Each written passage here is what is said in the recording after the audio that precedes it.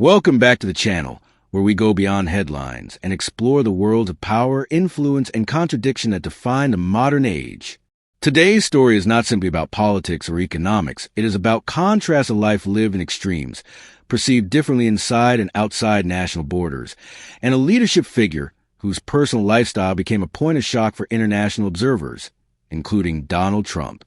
This is the inside look at Venezuela's president's lifestyle, one that many consider unexpected against the backdrop of the country's ongoing crisis, and one that even startled former U.S. leadership. Venezuela has long been a country of contradictions, a nation blessed with some of the largest proven oil reserves on Earth, yet in recent years faced with economic collapse, hyperinflation, and scarcity of basic goods. Millions have fled the country in search of opportunity, while inside, the political class often operates within a different reality entirely. When discussing this duality, no name looms larger than Nicolás Maduro.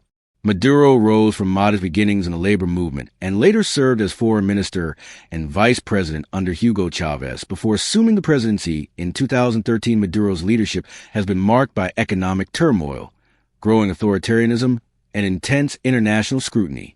Yet despite the suffering faced by many Venezuelans, reports have repeatedly surfaced suggesting that Maduro's personal life and access to luxury stand in stark contrast to the hardships of ordinary citizens.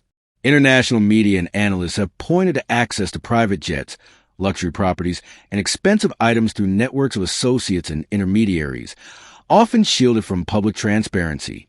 Some reports estimate that assets associated with Maduro and his inner circle could reach into the billions of dollars when considering hidden accounts and properties. One of the most striking examples involves luxury real estate abroad.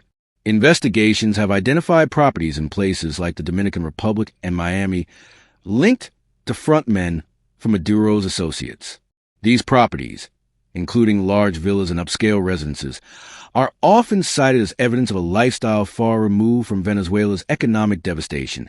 Even as citizens struggle to access basic necessities beyond real estate, personal luxury items have been part of the narrative. Reports have highlighted collections of high-end watches and accessories, private travel arrangements that utilize state aircraft, and vehicles associated with exclusive usage by the regime's leadership and inner circle. These elements do not appear on official declarations and are frequently obscured by opaque ownership structures and proxies, making a clear accounting difficult. But widely discussed among international observers at home, Maduro operates from official residences, such as the Miraflores Palace in Caracas. This historic seat of the presidency serves as both the center of government operations and a symbol of state authority. While not a private mansion in the traditional sense, the palace represents access to resources and institutional prestige that few Venezuelans experience internationally. Maduro's lifestyle and leadership have become focal points of geopolitical tension.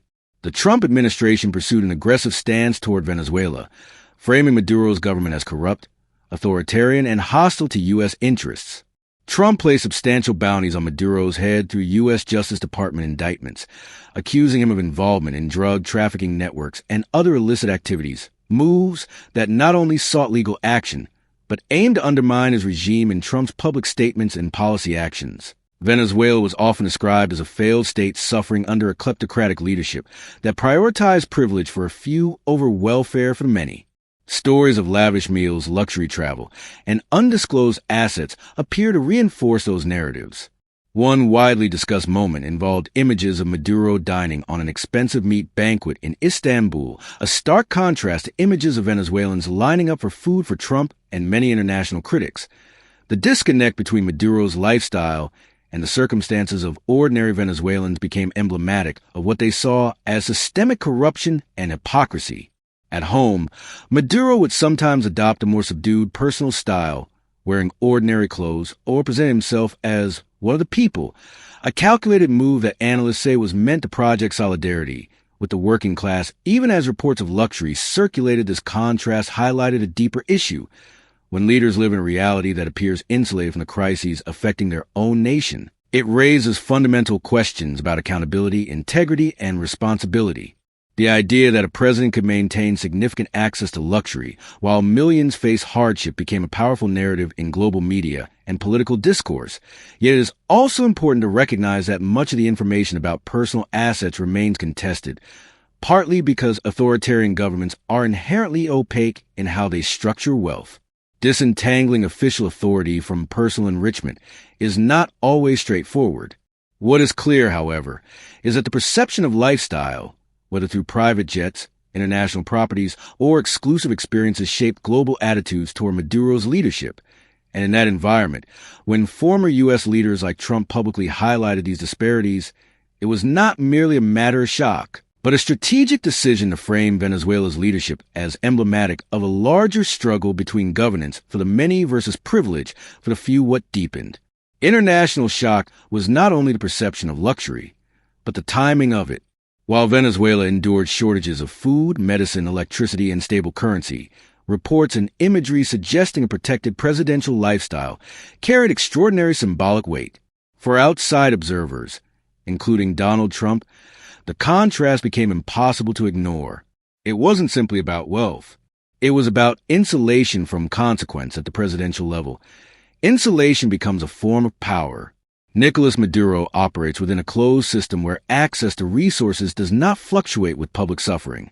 Government supply chains, security infrastructure, and diplomatic networks ensure continuity of comfort regardless of national instability. This separation creates two realities within one country. One reality is public, lines for food, inflation erasing savings, infrastructure failures. The other is private, controlled environments, reliable logistics, international mobility. This dual existence is not unique to Venezuela, but the severity of the national crisis made the contrast especially stark from the Trump administration's viewpoint. This contrast reinforced a narrative of illegitimacy. Trump's political worldview places heavy emphasis on visible success, economic performance, and national strength. Venezuela's collapse, paired with images of leadership comfort, became a powerful rhetorical tool.